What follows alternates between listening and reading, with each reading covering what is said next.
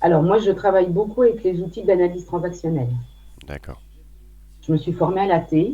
Donc, les premiers tests que je fais, c'est, alors, je pars déjà de l'écogramme, il y a les drivers, il y a les positions de vie qu'on transpose effectivement à un style de management, à un style de comportement. J'utilise aussi les tests de Will Schultz sur l'élément humain.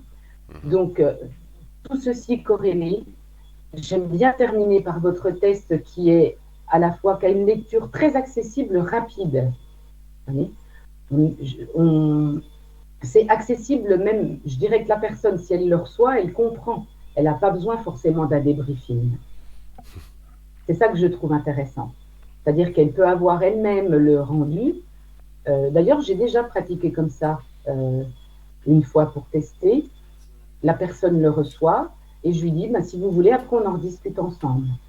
Donc, encore une fois, elle se l'approprie, ça lui donne des pistes pour l'objet de son bilan. Et, et voilà, donc il vient en complément de ces tests que j'utilise.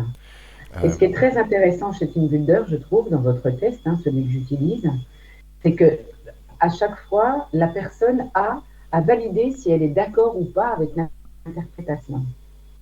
Hmm. Et ça affine en plus le résultat.